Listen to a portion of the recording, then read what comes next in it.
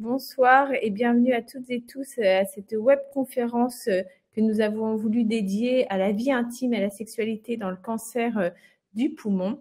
Alors la vie sexuelle, on le rappelle à chaque fois qu'on fait une webconférence avec Colette, avec Laure, est un droit, c'est inscrit dans la définition de la santé globale de l'OMS et malgré tout, on manque cruellement d'informations, d'échanges.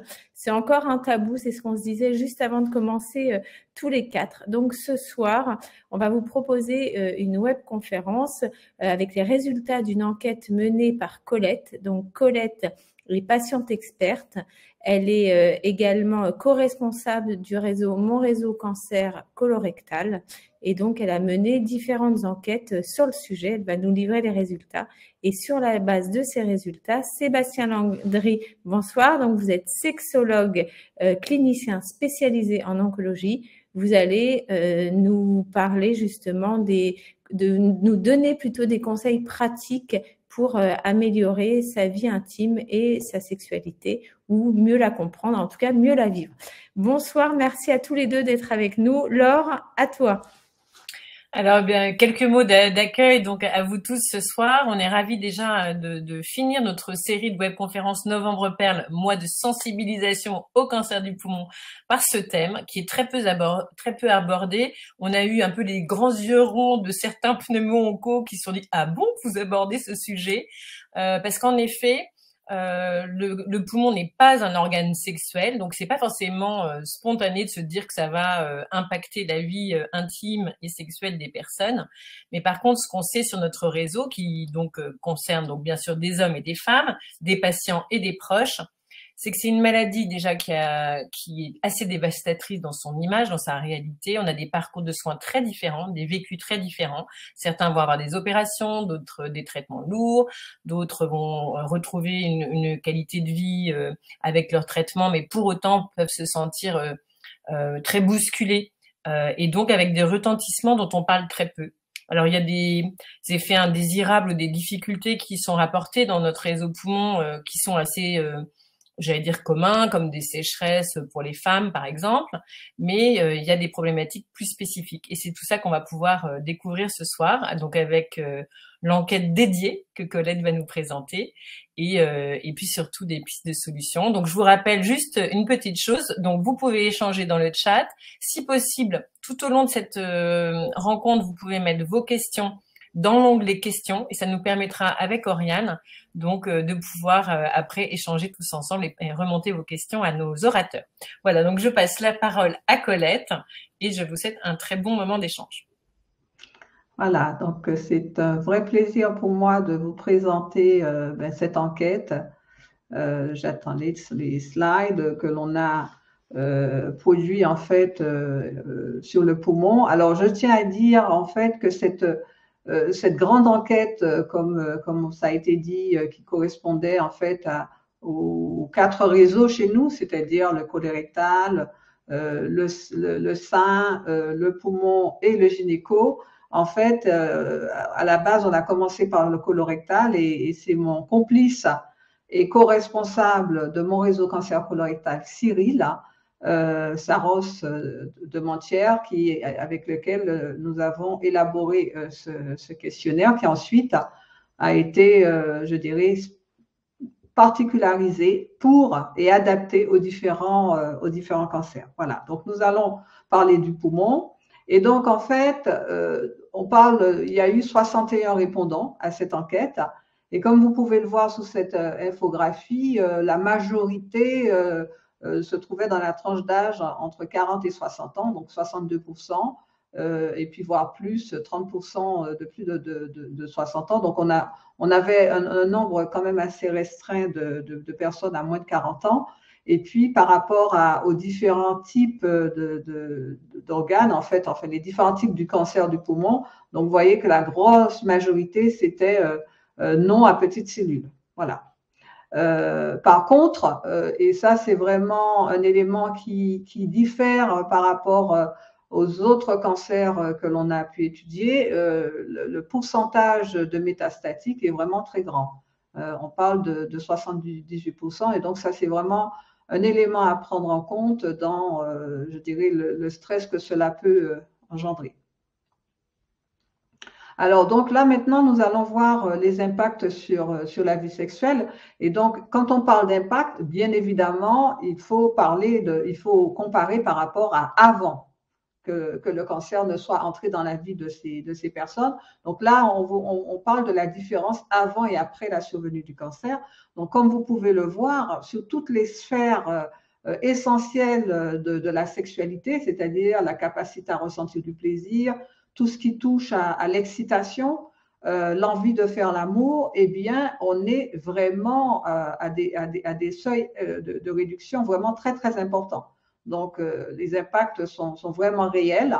Et quand on s'intéresse à ce que j'appelle, moi, l'autosexualité, c'est la pratique en solo, eh bien, on voit qu'on est également dans des proportions qui sont, là, on parle de l'évolution des pratiques. Et donc, on voit qu'avant, c'était 57% des personnes qui avaient cette masturbation et qui tombent à 28%. Et vous voyez, au niveau de l'utilisation des sextoys, on aboutit à 2% après le cancer. Voilà, donc ça vous permet d'avoir une vision globale. Et si on entre dans beaucoup plus de détails, parce qu'en fait, quand on parle des impacts sur la vie sexuelle, surtout pour une maladie aussi prégnante que le cancer, on s'intéresse je dirais, à ce qui peut être vraiment les impacts d'ordre sexuel et puis tout ce qui est non sexuel et qui sont, je dirais, inhérents au traitement que l'on reçoit, inhérents au type d'organes touchés et tout cela, qui permettent vraiment d'avoir une vision complète des impacts. Donc, si on s'intéresse à la partie d'ordre sexuel qui affecte la vie sexuelle, eh bien, alors là, c'est vrai pour toutes nos enquêtes, baisse, absence du désir, on est dans ces ordres de grandeur, vraiment 66%, les troubles de l'excitation, 38%, la complexité de certaines positions, parce qu'il y a aussi je dirais, de la douleur, des inconforts à ce niveau-là, donc j'aurai l'occasion d'en parler un peu plus tout à l'heure, l'absence d'orgasme ou difficulté à l'atteindre, et puis là, par contre, c'est moins des douleurs dans la sphère urogénitale. Hein, parce que ce qui caractérise aussi le cancer du poumon, c'est le point que je vois là dans la partie impact non sexuel, qui est l'essoufflement, parce qu'il y a des personnes qui ont cette problématique, parce que là, juste pour que vous ayez une idée, en fait, quelles sont les pathologies qui sont en fait associées? Eh bien, il y a l'emphysème, il y a la fibrose pulmonaire, il y a l'asthme aussi qui peut être associé par la suite au niveau des pathologies. Et donc, du coup, il y a un appareillage spécial qui peut être nécessaire. Il y a besoin, par exemple, d'une oxygénothérapie. Il peut y avoir un épanchement pleural. On peut avoir besoin d'une prothèse pulmonaire.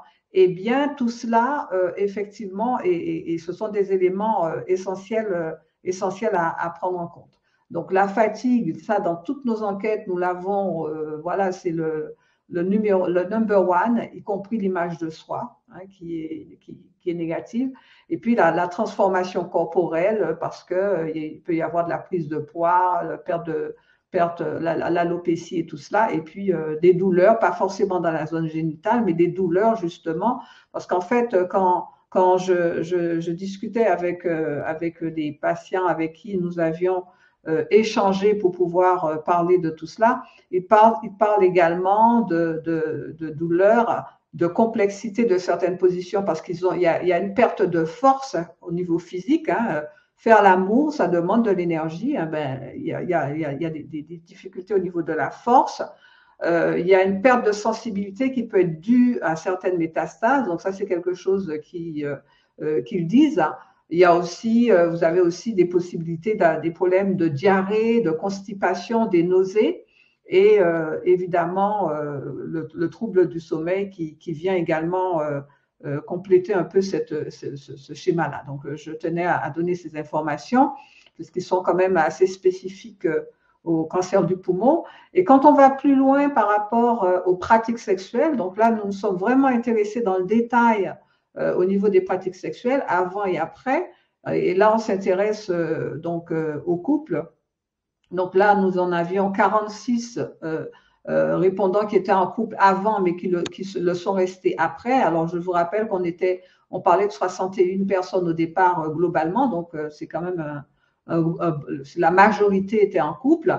Et donc, voilà, vous voyez que là, on a aussi une décroissance importante au niveau de la pénétration. On fait la distinction, nous, entre sexe vaginal et pénétration parce que, en fait, on se rend compte que par rapport à pas mal de traitements, il peut y avoir les effets collatéraux, si j'ose dire, des traitements, peut être des douleurs tellement fortes qu'il peut y avoir absence de pénétration, impossibilité, je dirais même, de pénétration. Donc, nous avons voulu ce niveau de détail. Hein, et puis aussi tout ce qui touche aux autres pratiques sexuelles, bon, le sexe oral, le sexe anal et les caresses au niveau génital. Donc, vous voyez, il y a vraiment une régression significative à ce niveau-là. Alors, on s'est intéressé également à la perception que ces patients avaient sur l'impact, en fait, sur la vie sexuelle de leur partenaire.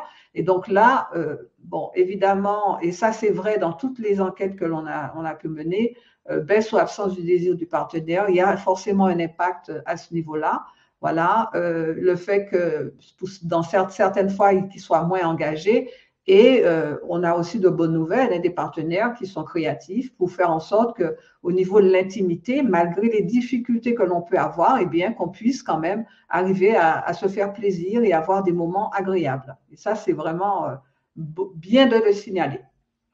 Alors, quand on voit tout ça, on se dit, mais évidemment qu'on va être informé, évidemment qu'on va le savoir, il faut bien se rendre compte que très peu je dirais, de patients sont vraiment informés, enfin, se rendent compte que ce qu'ils vivent avec le cancer et ses traitements pourrait avoir un impact sur leur intimité. Bon, c'est vrai que quand on a un cancer du sein ou un cancer gynécologique, ça vient plus rapidement peut-être à l'esprit, mais pour les cancers non dans la zone urogénitale ou dans des zones comme le sein, on ne se pose vraiment la question. Et donc là, vous voyez que les soignants n'en parlent pas. Aucun soignant, 85%. C'est impressionnant. 2% au niveau des oncologues.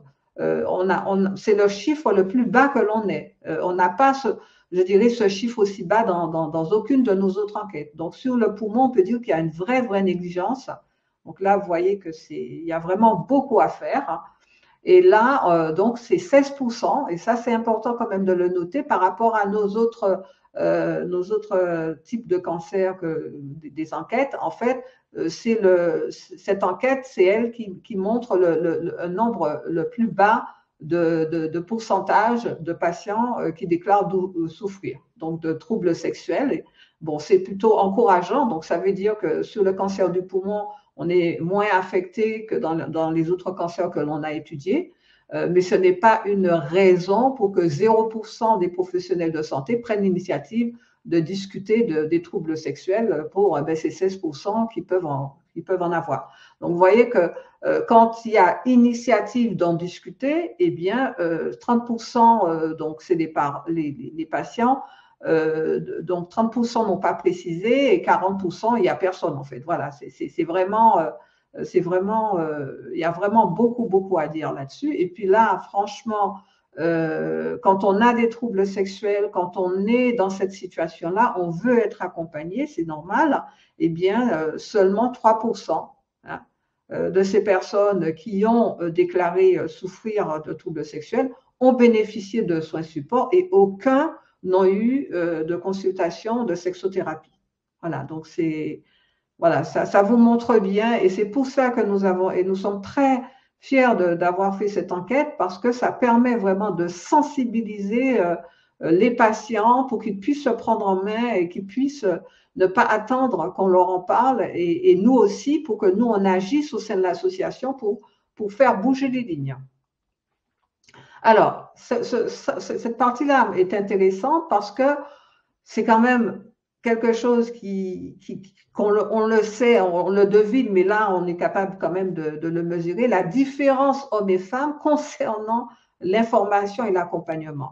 Eh bien, ce que l'on constate, eh bien, chez les femmes, donc c'est la petite bulle rouge, hein, c'est les femmes, et le bleu, c'est les hommes, eh bien, 86% n'ont eu aucune information, voilà, sur l'impact du cancer sur la sexualité par un professionnel de santé, alors que pour les hommes, c'est seulement 71%. C'est quand même beaucoup, mais on voit, et vous le voyez sur toute la bande passante, aussi bien pour discuter des troubles sexuels ou pour avoir accès aux soins de support pour les problématiques sexuelles, eh bien, les femmes sont défavorisées par rapport aux hommes. Donc, en fait, moi qui suis en train de faire ma thèse de doctorat sur le sujet, c'est clair que les hommes parlent plus volontiers que nous, les femmes. Ça, c'est quelque chose qu'il faut garder présent à l'esprit. Ils parlent plus volontiers. Et les soignants, pour diverses raisons, se sentent plus enclins, même s'ils sont toujours pas assez nombreux à en parler, mais c'est un sujet qui est abordé beaucoup plus facilement, le problème de l'érection de l'homme, etc. et tout ça. Donc, les femmes, il faut vraiment se bouger, si j'ose le dire, parce que c'est vraiment, c'est ensemble et aussi en se prenant en main que l'on pourra faire bouger les lignes. Voilà, donc vous voyez, le résultat est quand même assez parlant. Voilà. Merci Colette. Merci pour cette présentation. Moi, j'avais une première question. Je ne sais pas si tu en as parlé. Enfin, est-ce que tu as le split homme-femme dans tes répondeurs, et est-ce que tu as pu voir des grandes différences entre les hommes et les femmes dans l'impact de la maladie par rapport à leur sexualité, leur vie intime? Alors, ce que je peux dire, c'est que les impacts sont du même ordre de grandeur. La seule différence, comme on a pu le voir sur la toute première infographie que j'ai montrée, c'est qu'il y a beaucoup plus de femmes que d'hommes qui répondent. Donc en fait, pour les hommes qui ont répondu, on voit que c'est assez balancé en fait. La problématique est là quand ils répondent. Donc c'est vrai que ce que l'on peut constater, que c'est dans ce type d'enquête, les hommes répondent moins que les femmes, mais c'est vrai dans la plupart des enquêtes quand j'en ai discuté sur tout ce qui touche à la sexualité. Et après, il faut quand même souligner que sur mon réseau cancer du poumon, même si on a des hommes et des femmes, il y a quand même une majorité de femmes. Ouais. C'est à peu près, on est un petit peu en dessous des 30% de patients hommes, ce qui est déjà bien, hein, parce que la majorité des associations sont hyperboliques au niveau féminin. Donc, on a des hommes formidables d'ailleurs, et on les salue ce soir, qui n'hésitent pas, voilà, eux aussi à en parler, à commenter ou à poser leurs questions. Mais voilà, c'est vrai que déjà sur le fait d'être en ligne, d'être un réseau social, c'est quelque chose qui est assez féminin, d'être sur les réseaux sociaux de santé en général. Le fait d'être donc avec Patient Réseau, d'avoir des réseaux privés qui préservent l'anonymat, etc., qui permet de préserver sa pudeur, de pas forcément exposer à la terre entière tout ce qu'on vit, tout ce qu'on traverse, je pense, participe au fait que ce soit acceptable aussi pour un certain nombre d'hommes.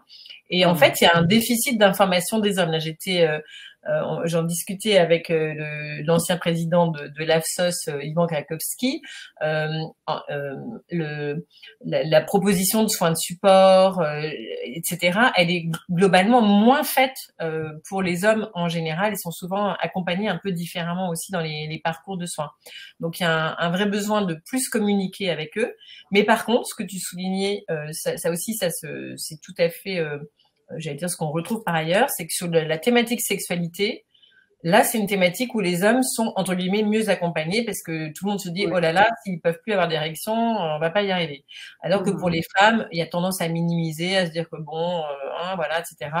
Et il y a aussi une problématique de solution, de prise en charge. On va aborder tout ça avec Sébastien, si vous n'avez pas de questions. Merci. Donc, bonsoir à toutes et à tous. Donc, moi, je suis Sébastien Landry, je suis sexologue clinicien. Je suis basé vraiment au Mans, mais j'interviens un peu sur d'autres villes et notamment via la téléconsultation. Je suis spécialisé en cancérologie. Ça fait une quinzaine d'années maintenant que je travaille en cancéro. Et là, je vais essayer de vous aborder les problématiques les plus fréquentes que l'on rencontre, que Colette a abordées dans son étude, et voir un peu les pistes de solutions qu'on peut proposer. Donc, il y en a aussi beaucoup maintenant pour les femmes, mais hélas, et ça c'est vrai qu'on s'en rend compte aussi au niveau de la santé, c'est que pour l'homme, on a une prise en charge qui est très importante, et pour les femmes, hélas, en gros, on estime que c'est du confort, vu qu'il n'y a pas de prise en charge sécu pour les troubles sexuels féminins aujourd'hui. On le déplore, on espère que ça bouge, on est là aussi pour ça. Ça va venir, hein, on l'espère. Donc, juste pour reprendre, comme ça permet aussi de voir toutes les problématiques que l'on rencontre en cas de cancer. Pas uniquement forcément en cas, comme on l'a dit, en cas de cancer gynécologique, prostate, cancer du sein, colorecto, où là on est vraiment sensibilisé, hein, même les cancers de vessie, sur les problématiques sexuelles, parce qu'on se dit que c'est très proche des organes sexuels, mais c'est important de se rendre compte que tout type de cancer peut avoir un impact sur la sexualité, et parce qu'on a des traitements en fait qui eux-mêmes peuvent impacter la vie intime et sexuelle. Donc on peut, c'est-à-dire que des fois on a des personnes qui vont être très faiblement touchées et on va avoir d'autres personnes qui vont avoir beaucoup d'effets secondaires, hein, et où là ça va nécessiter une prise en charge en sexothérapie, des fois même médicamenteuse. Donc on va voir un petit peu tout ça. Donc on a des troubles qui peuvent être à la fois différents chez l'homme comme chez de la femme, pardon, des troubles qui peuvent être identiques, et aussi des répercussions sur le couple, parce que c'est pas parce qu'on n'est pas touché quand on est le conjoint ou la conjointe qu'on n'est pas touché par la maladie directement. Eh ben, on l'est indirectement dans le couple, et des fois on a des difficultés au niveau de la communication, on parle très peu de sexualité au sein des couples, et du coup s'il y a une problématique qui apparaît, le couple a du mal à rebondir. Donc la communication, elle est vraiment centrale. Vous n'y êtes pour rien, vous n'avez pas demandé à avoir un cancer, à avoir tous ces traitements, et il y a des impacts négatifs des traitements sur la sexualité. Donc n'hésitez pas à en parler déjà au sein de votre couple, et puis après à en parler aux soignants, parce que c'est vrai, comme Colette le dit, on a très peu de soignants qui l'abordent. Ce n'est pas normal, ça vraiment faut le dire, c'est pas normal que les soignants, les professionnels de santé n'abordent pas ce sujet-là avec vous, parce qu'il fait partie de la vie, de la santé, hein, comme on a pu le dire, hein, ça fait partie du concept de santé globale de l'OMS, donc il va falloir qu'on s'intéresse vraiment à ce sujet. Donc on va voir toutes les problématiques, hein, que j'ai pu aborder, que j'ai pu mettre sur cette diapo, notamment les troubles de l'excitation sexuelle, c'est-à-dire l'érection, la lubrification, les troubles de l'orgasme, du désir, les douleurs qui peuvent être présentes, l'incontinence également qui peut gêner dans la sexualité. On va voir un petit peu tout ça ensemble. Donc déjà dans la sexualité, le corps, il est important, et en cas de pathologie cancéreuse et des traitements, c'est très bien que le corps va changer. L'image que nous renvoie le miroir n'est pas forcément la même. C'est difficile d'imaginer plaire à quelqu'un d'autre quand on a déjà du mal à se plaire à soi-même. Moi, j'entends beaucoup de mes patients qui se critiquent, hein, qui ont des mots très durs envers eux-mêmes, donc ils se disent que c'est pas possible qu'ils puissent plaire à quelqu'un, même quand ils sont en couple. Donc c'est important quand même, si vous sentez que l'image de votre corps est compliquée, de vous faire aider. Donc bien sûr, si en plus la sexualité est altérée, n'hésitez pas à aller voir un sexologue, mais sinon il y a les psychologues et tous les soins de support qu'on propose, j'ai pas tout mis, mais notamment la socio-esthétique, l'activité physique adaptée, le suivi diététique, la douleur aussi quand il peut y avoir des zones douloureuses. Mais n'hésitez pas, parce que ça va être important pour se réapproprier votre corps et pour essayer d'aller mieux, et du coup qu'il y a une avancée positive aussi au sein de la sexualité, parce que la capacité de séduction, elle est importante. C'est important de se plaire déjà à soi-même.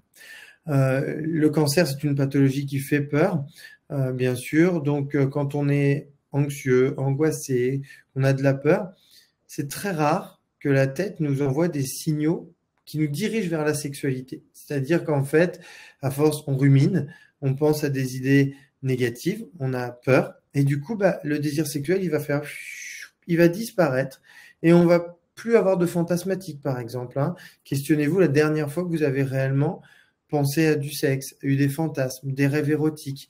Et en fait, on voit que tout ça, ça a tendance à disparaître, parce que dans la tête, il n'y a plus de place. Et du coup, derrière, on n'a plus envie de sexualité. Et puis, si on n'a pas envie, qu'on se force quand même, parce qu'on se dit, bon, je suis en couple pour ma partenaire ou mon partenaire, eh bien, derrière, s'il n'y a pas cette envie, je dis pas que le sexe avec le partenaire ou la partenaire n'est pas bien, c'est juste que s'il n'y a pas cette envie, forcément, l'excitation donc physiologique, physique, va avoir du mal à arriver, et donc on va rencontrer des troubles dans sa sexualité. Donc, s'il y a des angoisses et tout, c'est important quand même de pouvoir se faire aider, notamment auprès des psychologues. La fatigue, Colette l'a bien mis en avant dans ses résultats. C'est vrai que la fatigue, c'est peut-être l'effet numéro 1 qu'on rencontre dans tout type de cancer. C'est vraiment une énorme fatigue. C'est pas juste, voilà, on a forcé un peu la semaine. Non, non, c'est vraiment quelque chose de difficile qui a tendance à s'installer, qui ne disparaît pas forcément au repos. Donc, c'est compliqué. Et quand on est fatigué, eh bien, la tête, la sexualité n'est pas vitale. La sexualité, elle peut être très importante, mais elle n'est pas vitale. Par contre, dormir, ça l'est. Donc, en fait, le cerveau va envoyer des signaux de repos. Donc là, si vous êtes épuisé, vous avez beau aimer votre partenaire, avoir envie de passer un moment d'intimité avec, eh bien, la fatigue sera plus forte que ça. Et du coup, va vous envoyer des signaux vraiment d'endormissement et de récupération. Donc, c'est pour ça que la sexualité va s'effacer tranquillement avec cette fatigue. Donc, c'est aussi quelque chose qu'il faudra essayer d'améliorer, même si c'est vraiment difficile. Attention, je dis pas que c'est simple. Le corps, comme je vous disais tout à l'heure, sur cette capacité de séduction, je vous ai mis des phrases que j'entends de la part de mes patients. J'en entends tellement, patients et patientes. Comment voulez-vous qu'une femme ait envie de moi? J'ai perdu 12 kilos, je ressemble plus à rien, je n'arriverai pas à me déshabiller devant quelqu'un, etc. Tout ça, c'est des choses que j'entends très, très souvent. Et bien sûr que je comprends cette souffrance et du coup, le blocage qu'on peut rencontrer dans sa sexualité à partir du moment où son propre corps n'est pas accepté. Donc, il va falloir faire ce travail, peut-être se faire aider, mais pour retrouver des liens un peu plus amicaux avec soi-même, avec son corps, pour pouvoir partager, parce que la sexualité, c'est pas uniquement dans la tête, il y a le corps qui est présent aussi. Donc, ça va être important de pouvoir retrouver ce sentiment de bien-être avec soi-même pour pouvoir le partager avec quelqu'un d'autre. L'angoisse de performance qu'on a de plus en plus, on le voit, la sexualité devient, en fait, j'ai envie de dire, comme toute autre activité, aujourd'hui, on est dans une société de performance, il faut toujours être bon partout, au travail, avec les enfants, l'éducation, tout. Enfin, on a l'impression qu'on attend de nous d'être toujours le plus performant possible. Dans la sexualité, en fait, j'ai envie de dire, il faut la dégager, la performance, parce que là où il y a de la performance, il y a rarement du plaisir. Donc, concentrez-vous plutôt sur votre désir, le désir de l'autre et le plaisir qu'on peut prendre à deux. Parce que si vous êtes focalisé sur cette performance, il y a de grandes chances qu'il y ait des difficultés qui vont apparaître. Parce que je prends l'exemple d'un homme. Si je suis angoissé en me disant « faut que je sois à la hauteur pendant mon rapport sexuel », je vais stresser. Si je stresse, le sang n'ira pas dans la verge. Le sang va aller dans les membres supérieur et inférieur, donc pas dans la verge, et du coup, mon érection, elle va partir. C'est la même chose chez les femmes. Donc, le sang, au lieu d'aller au niveau du vagin et au lieu de déclencher aussi une lubrification, eh bien, on va avoir des sécheresses. Et si le vagin n'est pas prêt, s'il y a pénétration dans le cas d'un rapport notamment hétérosexuel, on va pouvoir avoir des douleurs, ce qu'on appelle des dyspareunies, lors de cette pénétration. Donc, on va voir tout ça pour essayer de régler les problèmes quand ils sont présents. Mais pensez-y, ce stress qui est là, cette peur de mal faire, ou se forcer à avoir des rapports sexuels, ça crée cette angoisse de performance qui va elle-même déjà créer des problématiques sexuelles. Et puis, comme Colette l'a dit, ce manque d'information, moi je pense que c'est une grave faute en fait de la part des professionnels de ne pas vous informer des répercussions des cancers, du cancer, de ces traitements. En plus, ils n'y peuvent rien. Donc, je veux dire, c'est pas de leur faute s'il y a des effets secondaires. Donc, ils devraient vraiment vous informer, vous en parler, parce que si on ne sait pas ce qui nous arrive, c'est assez déstabilisant et ça peut vraiment impacter la sexualité, le couple, hein, et des fois, les non-dits qui peuvent être présents peuvent rendre une tension au niveau du couple, alors que le couple va bien, quoi. C'est dommage. Ça remet pas en cause les sentiments, les affects, mais vraiment, on peut se poser des questions et après, on se pose jamais les bonnes questions et du coup, ça peut créer des complications au niveau de la relation de couple. L'incontinence urinaire notamment, on n'en parle pas. Alors vous allez me dire, oh, cancer du poumon, incontinence, c'est quoi le lien? C'est qu'en fait, c'est déjà quelque chose qui touche beaucoup de monde en bonne santé. Ça touche une femme sur 3 après 35 ans, un homme sur 5 après 45 ans. En fait, c'est quoi?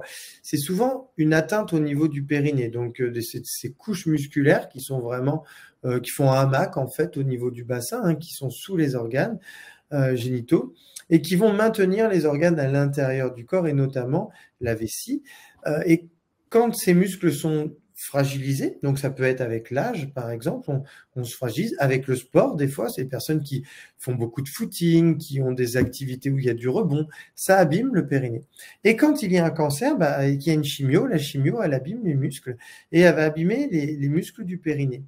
Et du coup ce périnée il va se fragiliser, qu'est-ce qui va se passer? La vessie va être moins bien tenue. Quand on va avoir envie d'uriner et que la vessie se remplit, on va avoir du mal à maintenir, il y a des gouttes d'urine qui vont partir. On peut s'en rendre compte à l'effort physique, je vais porter une charge, je vais avoir quelques gouttes qui partent, je vais tousser, je vais rire, je vais avoir du mal à contrôler. J'ai envie d'uriner, il faut vite que j'y aille parce que je sens que je ne vais pas tenir longtemps. Eh bien ça, c'est souvent une faiblesse due au périnée. Donc on va voir ce qu'il faut faire. Si ça commence à se mettre dans la vie de tous les jours, dites-vous bien que dans la sexualité, ça va apparaître tôt ou tard. C'est ce qu'on appelle l'incontinence coïtale. Et en fait, on va avoir des pertes d'urine lors des rapports sexuels. Donc, quand vous sentez que ça devient faiblard, il va falloir en parler au médecin pour avoir une prescription, notamment de rééducation périnéale. Et on va voir tout ce qui peut être fait.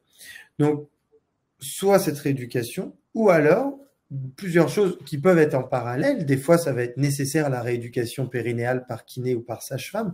Pour les femmes, il y a le choix entre les deux. Pour les hommes, c'est uniquement les kinésithérapeutes qui sont spécialisés en rééducation périnéale.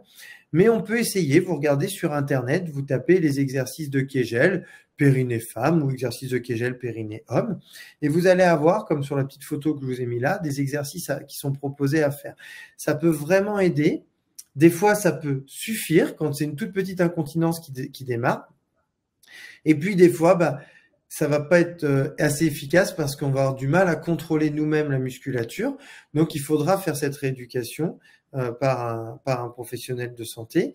Et puis aussi, il y a les séances d'activité physique adaptée où là, par contre, préciser au professionnel des séances, de lui dire, vous savez, moi, j'ai des petits problèmes d'incontinence pour qu'il puisse vous proposer des exercices spécifiques comme le pilate, par exemple, le yoga, où il y a plein d'exercices qui vont travailler la musculature profonde et donc le périnée. Donc ça va être aussi très important. On a, au niveau de l'impact de la libido, du désir sexuel, du désir amoureux, on peut avoir ces impacts qui sont présents et qui sont pas forcément, c'est pas forcément la même chose. C'est-à-dire que la libido, elle, c'est purement les hormones. Donc, c'est-à-dire que lorsqu'on a un traitement contre un cancer, on peut avoir nos hormones sexuelles qui sont diminuées et plus avoir ce côté pulsionnel de la sexualité, de l'envie. Ça, on ne pourra pas faire grand-chose parce que c'est les traitements qui ont cet effet secondaire. Par contre, le désir sexuel, lui, c'est une composante psychologique qui se travaille comme toute dimension psychologique. Par contre, comme je vous ai dit, quand la fatigue est trop présente, quand il y a des angoisses, quand il y a des inquiétudes, ces parties négatives vont prendre toute la place dans la tête et du coup, le désir sexuel aura du mal à s'exprimer. Donc, il va falloir le travailler. La pornographie, ça aide pas réellement parce que le cerveau va consommer. En fait, il faut que le cerveau se mette à créer. Pour créer, vaut mieux enlever la vue. Vous pouvez, ou alors des photos, mais bon, des fois, ça fonctionne pas. Mais c'est mieux les lectures érotiques. Ou alors les podcasts audio, le porno audio, ça peut être intéressant parce que on écoute et on va créer des images. En fait, l'idée, si vous voulez, c'est de développer vos fantasmes, votre fantasmatique, pour pouvoir derrière retrouver des rêves érotiques, retrouver des images sexuelles qui arrivent quand je réfléchis pas. Et puis, quand je vais commencer à vouloir un rapport sexuel, et ben que mon cerveau puisse s'exciter lui-même et créer une répercussion physiologique, donc l'érection chez l'homme notamment et la lubrification chez la femme.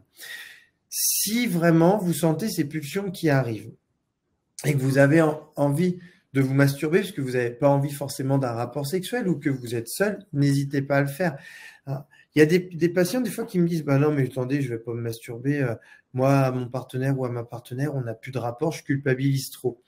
Ouais, mais c'est dommage parce qu'en fait, si on a envie, si on a une pulsion qui est là, pour X raisons, on n'arrive pas à avoir de rapport sexuel encore, c'est trop compliqué, ou qu'on est tout seul, ou que le partenaire n'est pas là, bah si vous laissez ce côté pulsionnel qui arrive, l'envie d'avoir un rapport, si vous le laissez passer, la tête, elle va pas vous torturer, elle va arrêter d'en créer. Si par contre, vous liquidez cette pulsion, c'est-à-dire l'envie est là, vous avez recours à la masturbation, il y a du plaisir derrière, et ben ça relance dans un cercle vertueux, et puis après, la tête, elle va dire « ah, bah là, on a pris du plaisir », donc elle va redonner des envies, et ainsi de suite. Donc surtout, ne culpabilisez pas. Si vous n'avez pas envie, vous ne le faites pas, bien sûr, mais si vous avez recours, pas de culpabilité, surtout ne pas se dire « ah bah super, j'ai pas de rapport, je me masturbe », mais en fait, ça va repartir après tranquillement. Et si vous faites ça et que ça ne donne strictement rien, et ben là, consultez un sexologue qui pourra vous aider. Vous lui direz, ben, j'ai essayé ça, j'ai testé, ça ne me fait rien du tout. Et nous, on ira chercher où ça bloque, hein, pour vous proposer vraiment d'autres types de solutions. Et puis, c'est important avec ce désir amoureux de pas tout mélanger, de vraiment se dire que c'est pas parce que je n'ai pas envie de rapport sexuel que je n'aime plus la personne avec qui je suis. Parce qu'on a tendance à mélanger ça. C'est vrai que quand tout va bien, en règle générale, eh ben on aime notre partenaire et on aime faire l'amour. Mais des fois, la sexualité peut devenir compliquée, mais les sentiments pour l'autre sont toujours là. Et ça, c'est important de le dire, parce qu'il y a des personnes qui se disent, bah, s'il n'y a plus de sexualité, peut-être qu'elle ou il ne m'aime plus. Et ça, c'est dommage. Hein, c'est pas le cas à chaque fois. Hein. On peut s'aimer encore fortement et ne plus avoir envie de désir sexuel. La tendresse est donc extrêmement importante. Oubliez un peu la performance, oubliez cette idée de se dire faut que je sois à la hauteur, oubliez cette idée de pénétration dans la sexualité constante. Peut-être que une sexualité à base de caresses, de tendresse, peut-être de masturbation ensemble, eh bien, ça va vous permettre d'avoir beaucoup de plaisir de partage ensemble, et c'est de la sexualité. En fait, on a trop tendance à croire que ça ne fait pas partie de la sexualité. Or, en fait, c'est de la sexualité. Tout ce que vous faites avec votre partenaire et que vous ne faites pas à côté, ça fait partie de votre sexualité, que vous ne faites pas avec d'autres personnes. La pénétration n'est pas une obligation. Et quand vraiment c'est le problème, quand on se rend compte que souvent, pour des femmes, eh ben, il y a des difficultés, des fois avec des sécheresses qui donnent vraiment de grosses douleurs à la pénétration, eh bien, si c'est, et des hommes, pardon, qui, eux, ont du mal à avoir des érections ou à les maintenir, bah, vous stressez pas avec ça. Consultez, on va vous aider. Hein. Même si vous n'avez pas de sexologue sous la main, je veux dire, pour une femme qui se dit j'ai des sécheresses vaginales, parlez-en à votre oncologue ou parlez-en à votre médecin ou gynécologue. Il y a des solutions, des hydratants à utiliser. On peut des fois mettre quelques hormones pour aider un peu le vagin juste au niveau local. On a d'autres techniques aussi qu'on va utiliser comme le laser. Enfin, on a plein de choses en fait sous la main, sauf que, comme je vous ai dit, pour les femmes, c'est compliqué parce qu'il n'y a pas une grande prise en charge par la Sécu, mais je veux dire, il y a des solutions déjà, au moins les hydratants vaginaux à utiliser, les huiles à utiliser aussi pour les rapports sexuels. Ça, là, ça va pas être c'est pas très très cher, et puis des fois c'est un peu pris en charge quand même. Et puis pour les hommes, n'hésitez pas, s'il n'y a pas de sexologue, à vous diriger vers les urologues, hein, qui eux vont vous aider avec des médicaments. On peut avoir des comprimés, on peut avoir des injections dans le pénis, on peut avoir aussi le vacuum, qui est une pompe en fait à érection qui va permettre de stimuler en fait la fonction érectile pour pouvoir récupérer une érection correcte hein, pour les rapports sexuels. Et puis même, après, derrière, des fois, on va travailler aussi sur une rééducation de la fonction érectile. Et chez les femmes, vraiment retrouver aussi un vagin qui va être moins douloureux, plus hydraté. Mais c'est vrai que si on laisse faire les choses, bah, c'est compliqué et ça peut durer longtemps. Donc, il faut faire attention à ça. Il ne faut pas hésiter à en parler surtout. On a des solutions. S'il y a un sexologue, c'est le top. Sinon, il y a plein d'autres professionnels. Et puis, je voulais rajouter aussi sur le périnée, parce que je vous en ai parlé dans l'incontinence, mais il faut savoir que le périnée, il est très important aussi dans la sexualité, notamment chez les femmes. C'est vrai que s'il y a pénétration, c'est les contractions du périnée qui vont pouvoir en fait écraser un petit peu le pénis et donner des sensations de plaisir. Moi, j'ai beaucoup de patientes qui me disent mais je ne sens plus rien en fait, hein, quasiment. Hein. Il y en a qui ont mal et puis il y en a qui vont me dire je sens rien parce qu'en fait le périnée est trop distendu. Donc en fait il n'y a plus de contraction. Et lors du rapport sexuel, on a du mal à atteindre l'orgasme, à atteindre le plaisir. Et puis il y a des hommes qui vont me dire je comprends pas, j'ai une érection, je bouge et mon érection, elle s'en va, je change de position, mon érection, elle part. Ça peut être le périnée qui est un peu faible et qui bloque pas le sang dans la verge. Et quand on va créer du mouvement, hop, le périnée va se relâcher, le sang va partir et il va y avoir une perte de la fonction érectile. Donc, en fait, on a vraiment beaucoup de solutions et il faut pas hésiter à en parler. Les soignants, même s'ils vous en parlent pas en première intention, vous, parlez-en pour pouvoir voir avec eux s'ils ne savent pas, au moins de vous renvoyer vers les bonnes personnes pour avoir des solutions. Voilà ce que je voulais vous dire ce soir. S'il y a des questions, surtout n'hésitez pas. Sur les solutions, s'il y a des choses où j'ai parlé un peu vite, n'hésitez pas à me redemander, j'y répondrai avec plaisir. Merci. Merci beaucoup Sébastien. Alors moi j'ai une première question alors pour Laure et pour Colette, parce que ce qui m'a vraiment frappé, et plus que dans les autres résultats qu'on avait vus des enquêtes, c'est le nombre de pneumo-oncos qui en ont parlé à leurs patients. Alors peut-être qu'évidemment, quand c'est le cancer du sein, le cancer gynéco, même le cancer colorectal, ça paraît plus naturel. Mais on lève les tabous chez les patients, on fait des webconférences pour en parler. Ces résultats, c'est une mine d'or. Qu'est-ce que vous allez en faire pour pouvoir alerter les pneumo-oncos et que ça change aussi, puisque c'est eux qui sont les premiers en première ligne? Moi, je dirais qu'il faut, lors de congrès organisés dans le domaine du cancer du poumon et tout ça, il faudrait pouvoir participer à une table ronde, disons, expliquer aux organisateurs que c'est un sujet qu'il faut mettre sur la table. Et c'est vrai, pas seulement pour le cancer du poumon, mais pour tous les autres cancers. On en parle beaucoup pour October Rose, ça c'est vrai, il faut le dire, hein, on en parle énormément pour October Rose, mais il faudrait le faire pour les autres cancers, de façon à sensibiliser, parce que c'est un impensé en fait. Qu'est-ce que tu en penses, Laure ? Oui, pour rebondir là-dessus, c'est vrai que déjà c'est un très gros travail et de grande qualité qui était déjà reconnu, puisque Colette a eu l'occasion avec Cyril de construire, de préparer un poster avec les résultats généraux, et ce poster a déjà été présenté dans des congrès plutôt dédiés à l'oncosexualité. En fait, le champ et l'enjeu, c'est ce que tu décris, Colette, c'est de dire c'est déjà important de voir si ce travail est pertinent et de voir avec les personnes qui sont spécialisées sur ce thème, mais il faut qu'on touche au-delà. C'est-à-dire effectivement se dire les pneumo-oncologues n'ont absolument pas ça dans leur idée. Mais déjà qu'on rame sur les autres cancers, là, c'est 10 fois plus. Donc oui, là tu vois, je sais que demain il y a des rencontres de certains groupes coopérateurs en pneumo-oncologie, de pouvoir dire, on a fait déjà d'avoir dit qu'on avait dans notre programme cette année cette webconférence dédiée à la sexualité dans les cancers du poumon. Je dis ça a créé la surprise chez un certain nombre de soignants. Je pense qu'il faut qu'on en parle et qu'on diffuse en fait ces résultats d'enquête, qu'on essaye peut-être de faire des articles, ou, voilà, prendre la parole sur des tables rondes, voilà, de dire que finalement il faut en parler à tout le monde. Et tu soulignais, Sébastien, et je sais, Colette, que tu y tiens beaucoup aussi, c'est que, en fait, quand on nous apprend un cancer, on se dit, on va subir des traitements lourds. Si j'ai une chimio, je vais peut-être perdre mes cheveux, j'ai des nausées, etc. Ouais.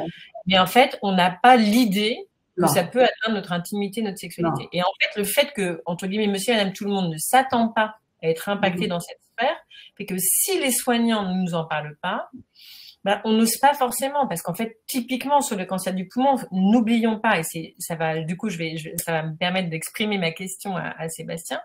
Ça a été très bien noté dans le début de cette infographie.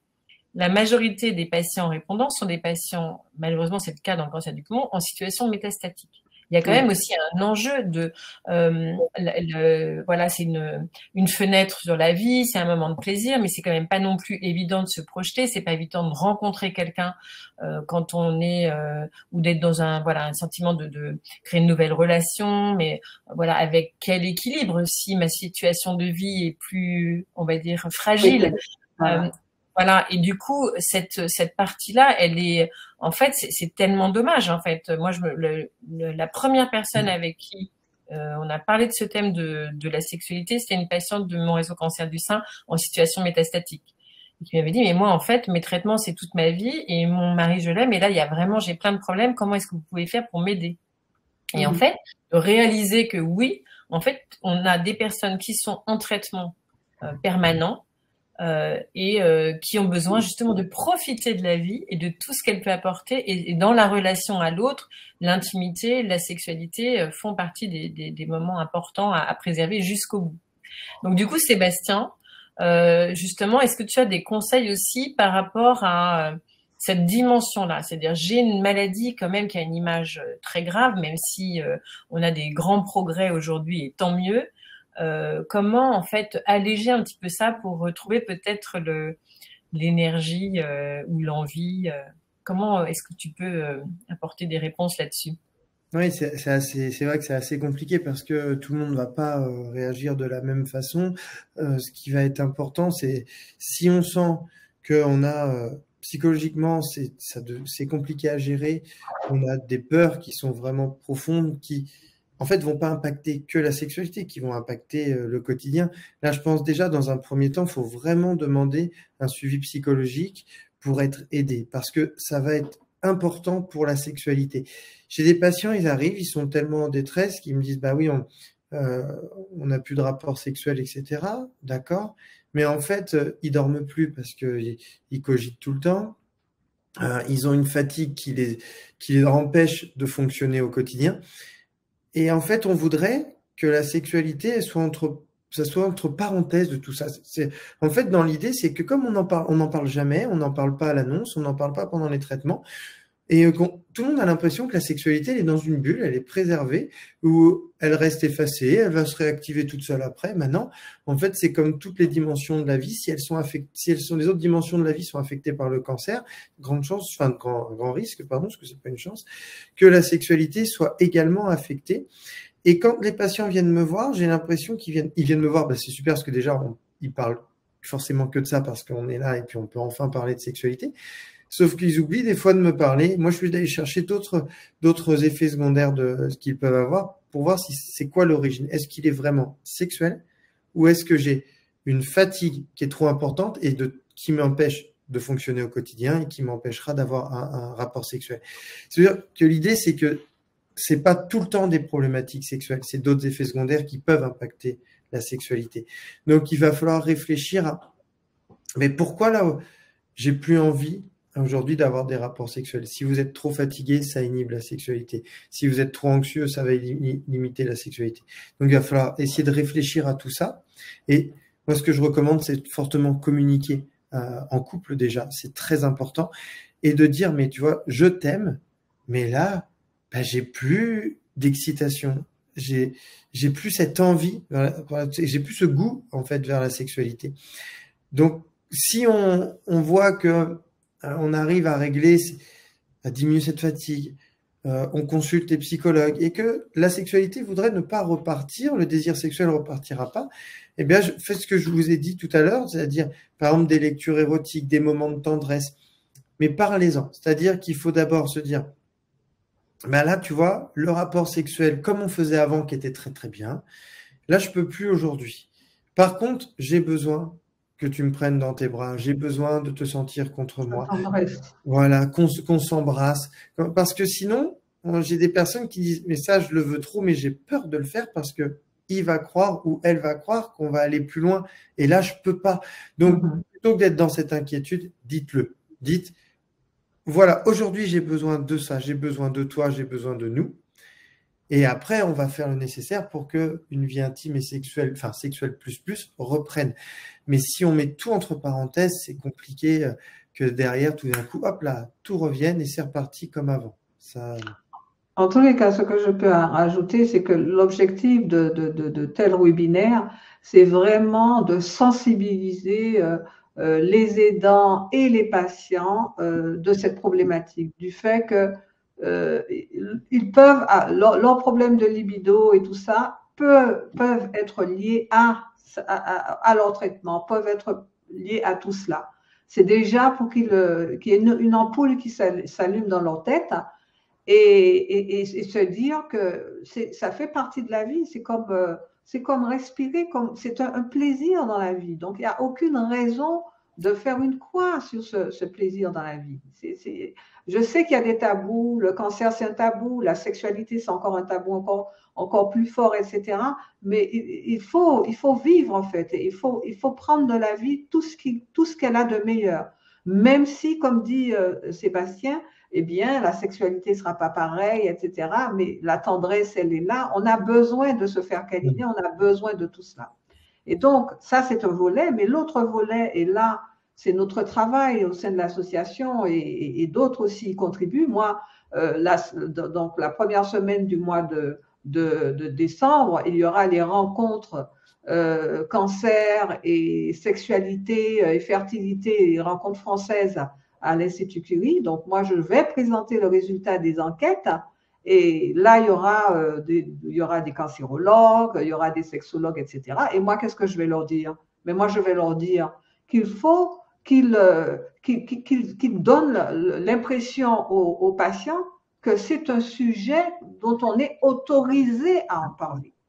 Pas forcément avec lui, parce que l'oncologue n'a pas cette expertise, mais que l'oncologue, par exemple, moi, avec mon cancer colorectal, eh bien, quand je vais voir mon oncologue, on me demande combien de sel, combien de caca je fais par jour. Voilà, on me pose des questions qui sont quand même tabous quelque part, qui sont gênantes. Moi, ça ne me gêne pas, mais c'est normal de me poser ce type de questions. Me poser des questions sur ma nutrition. Eh bien, on pourrait me poser la question et au niveau relations intimes, sexualité, comment ça se passe, parce qu'il peut y avoir des impacts.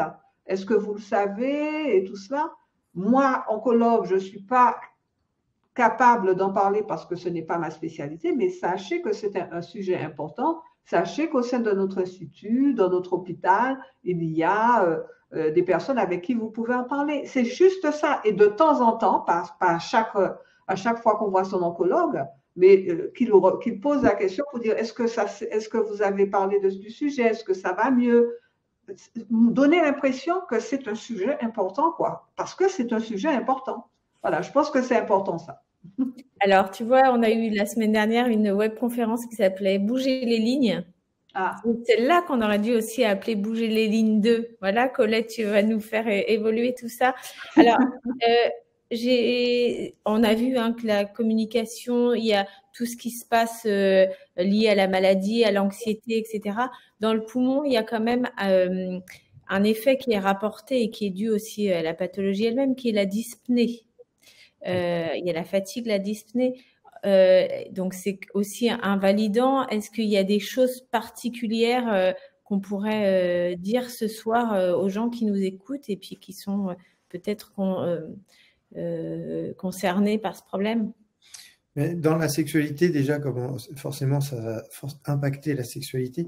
Moi, ce que je recommande dans ces cas-là, c'est d'avoir une sexualité un petit peu plus passive, plus douce, en fait, que la personne qui est malade et qui souffre de ces essoufflements importants soit peut-être moins active dans la sexualité, reçoive un peu plus et donne peut-être un peu moins ou différemment.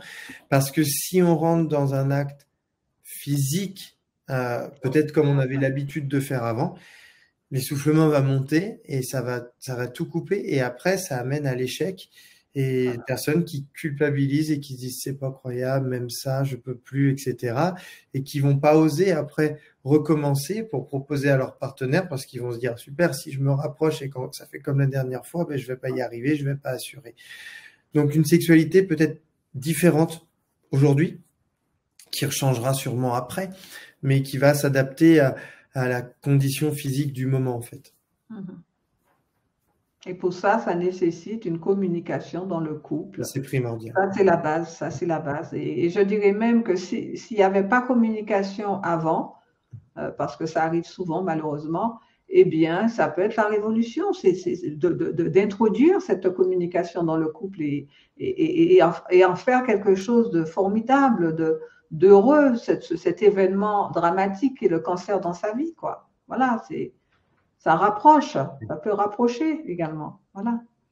Alors, j'ai une dernière question, Sébastien. Alors, c'est un peu la question toujours piège, mais peut-être que ça évolue.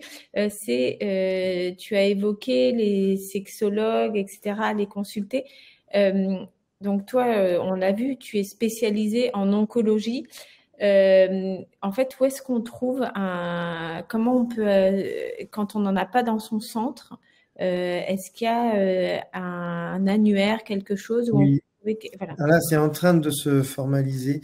Le problème des sexologues, c'est qu'il faut faire attention, c'est pas aujourd'hui une profession réglementée. N'importe qui peut utiliser ce titre en libéral, c'est le gros danger.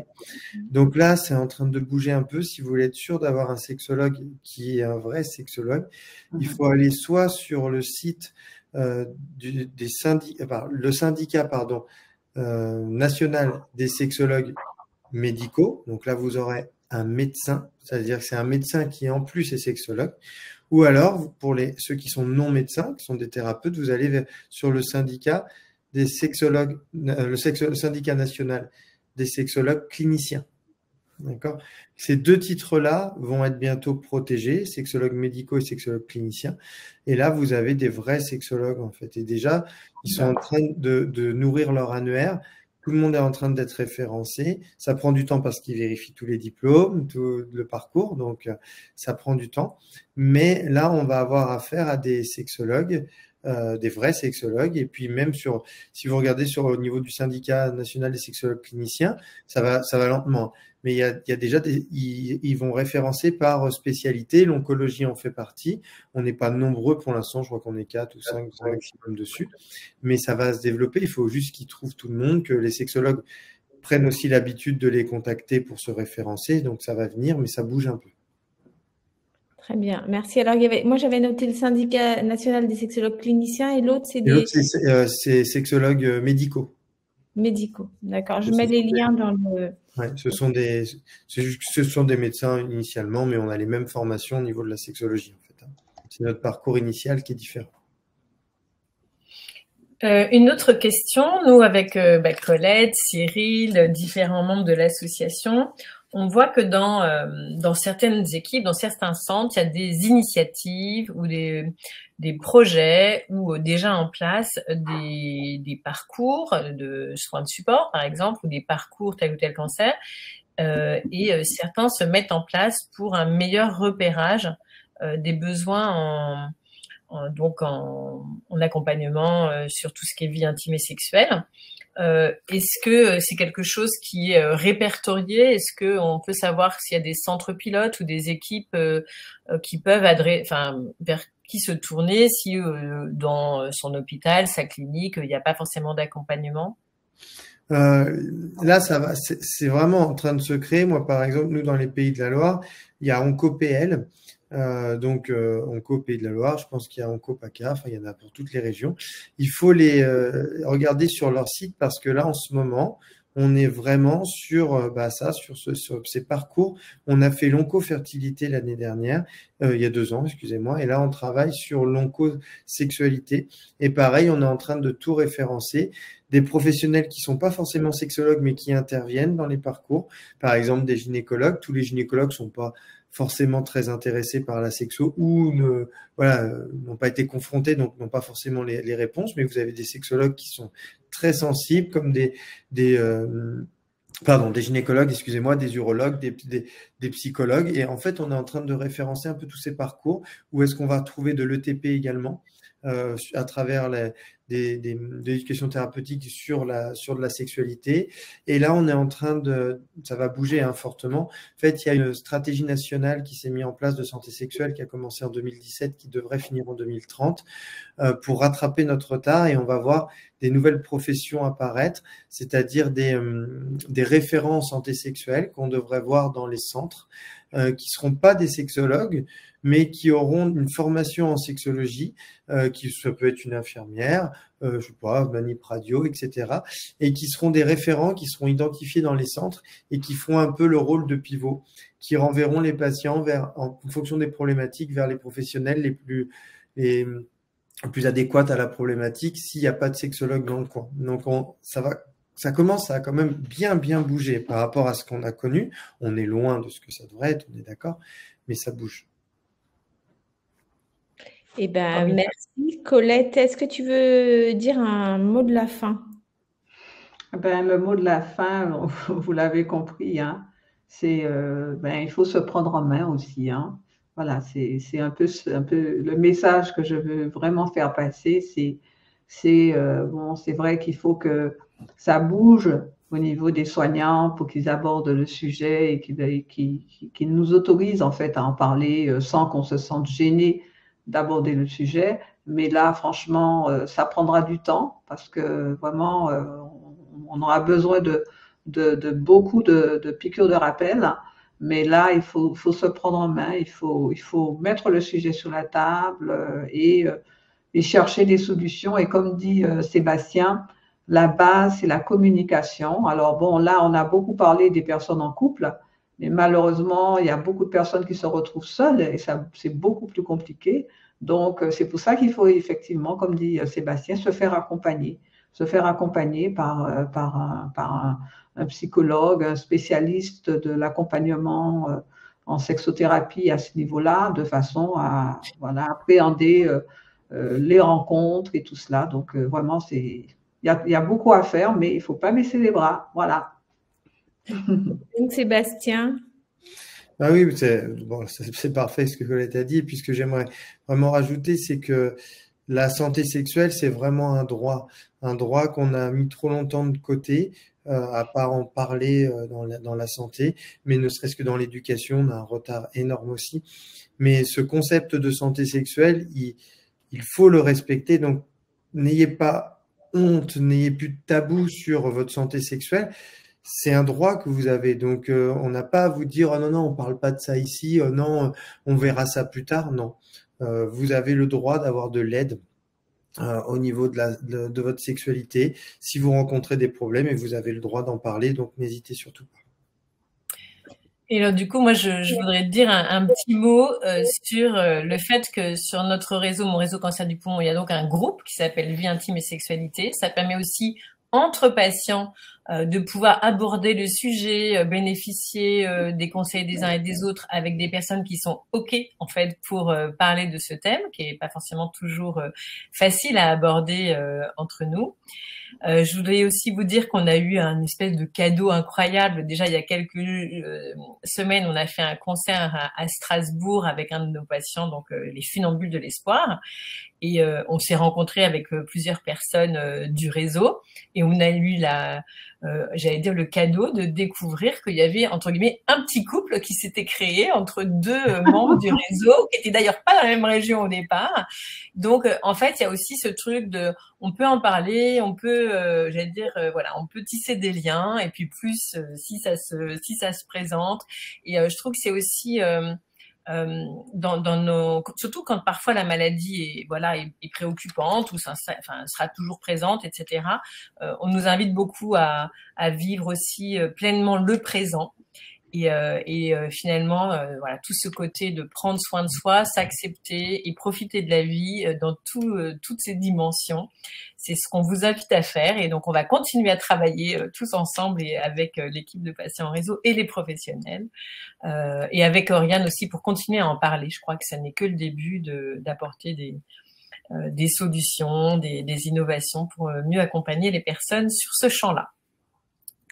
En tout cas, merci à tous et tous. Merci à tous ceux qui ont répondu aussi aux questions, à l'enquête, parce que c'est grâce à toutes ces réponses qu'on arrive à avancer. Donc voilà, il faut aussi du courage parfois pour répondre à des enquêtes, partager son vécu, mais c'est utile pour tout le monde. Donc Novembre Perle, c'était notre dernière webconférence. Vous allez recevoir un questionnaire et c'est vraiment super utile pour nous de le remplir. Donc, ça prend pas beaucoup de temps et nous, ça nous aide beaucoup. Je vous souhaite à toutes et tous une très bonne soirée et à très bientôt.